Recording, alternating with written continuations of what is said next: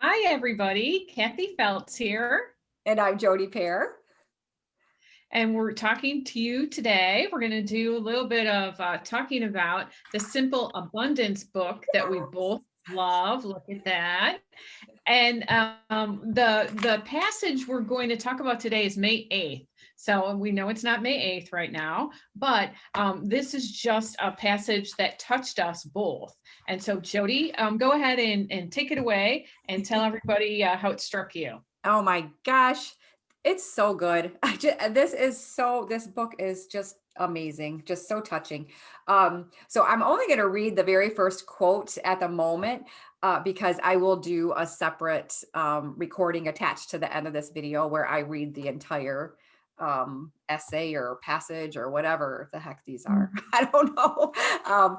But anyway, so May 8th, it says, so the topic of May 8th, rediscovering the sacred soul craft of home caring. Like that right there, I just is amazing.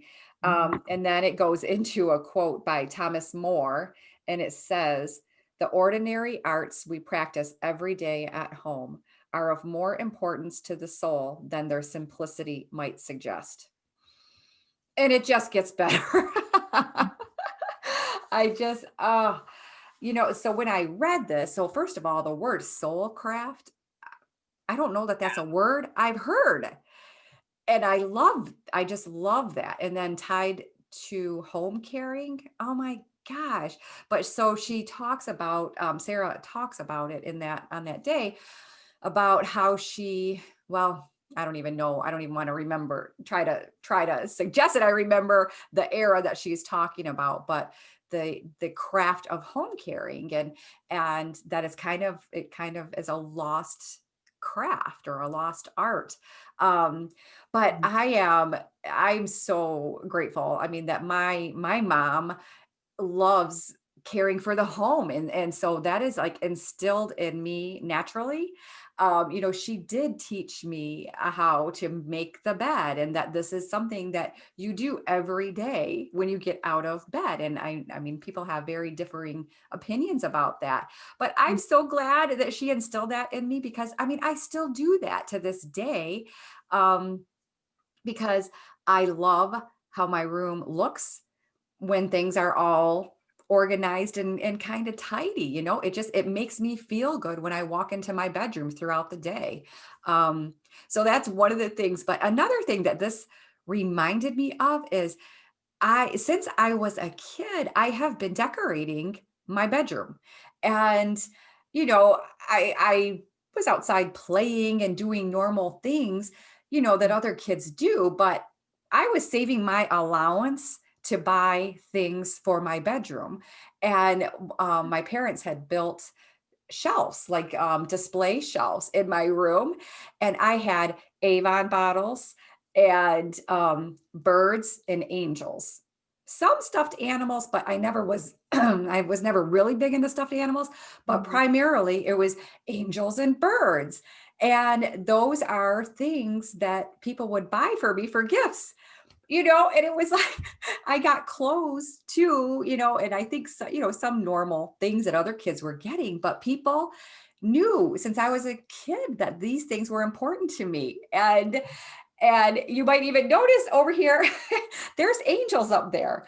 I still have angels and birds in my house. They've been with me my entire life. And I don't know that I really put that connection together until I read this today. So, they're not a primary focal point, in any one room, but there they are, they've been important, and with me all along. So what did it bring up for you? I was struck by some of the same words that really spoke to you. So I loved soul crafting. Yeah. It's like such a wonderful almost picture that it brings up. And then home caring. Mhm. So it's not just, it's like more than keeping your house clean, it's caring for your space. And when you take care of something that you're in, so much of the time, especially now, that really helps you. It helps you to feel comfortable and cared for yourself. So definitely you know, just important. And me too, when I was a kid, I was kind of into my bedroom and I was into having things being tidy and clean. So Mhm. I roomed with my sister, my younger sister, and she could have cared less about the bedroom, what it looked like. I was always the one cleaning it up and making the beds and dusting. And in the spring, I would open the window. We had a lilac bush that was right outside our bedroom window. And so, like the smell would come Oh, in. And so, having my space be cared for was actually really important to me. And I think it helped me feel cared for. So mhm. I'm an important person, and I know that because I take care of my space. Yeah. So I thought, yeah, I thought this is, and it is kind of a lost art. Not that people don't take care of their houses, they certainly do, but having it be something that's really important Mhm.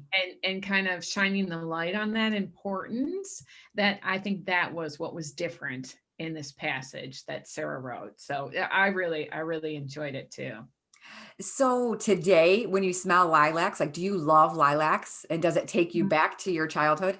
Hmm. Oh, Yeah, it's yeah. springtime, childhood, things being open and airy. And I have a lilac bush here at my house now. When I lived in Plainfield, I had a lilac bush. I always make sure that I have a lilac bush. Oh, I love Yeah. that. I love that. Oh, and now you're just reminding me of, like, I don't know why this image is coming up for me, but just a cracked open window in early spring with the Mhm. curtains kind of blowing in the Yeah, breeze and like that first warmth of the sun. Oh my gosh. Like, I just love that feeling, but it's like cleaning the space and then opening the windows and letting the fresh air in. Ah, thank right. you for taking me back. Yeah, it's new beginnings, right? A new Exactly. chapter. Yeah. We have a ways to go before we can crack our windows, but yeah, yeah, something to look forward to. Yes, yes. Well, and as I mentioned, I'll share the rest of this passage with you at the end of this video, so you'll get to hear the whole thing, and hopefully it is as touching to you as it is to Kathy and I, and kind of maybe takes you back to happy childhood memories or something that you're doing now in your life. And I think that Right. we are all very aware of what's happening in our homes these days. So Yeah. hopefully this inspires you to do something and kind of boost your energy up a little bit. Hmm. Yeah. So thanks for watching, everybody, and we'll see you again next week. Okay. Thanks, Jody. See Thanks, everybody soon. Kathy. All right, bye. Bye-bye. Simple Abundance, a Daybook of Comfort and Joy by Sarah Bonbranick. May 8th, Rediscovering the Sacred Soul Craft of Home Caring. The ordinary arts we practice every day at home are of more importance to the soul than their simplicity might suggest. Thomas Moore. Sarah writes, for centuries, young women have learned how to run a home, how to cook, and how to raise a family by tying themselves to their mother's or grandmother's apron strings.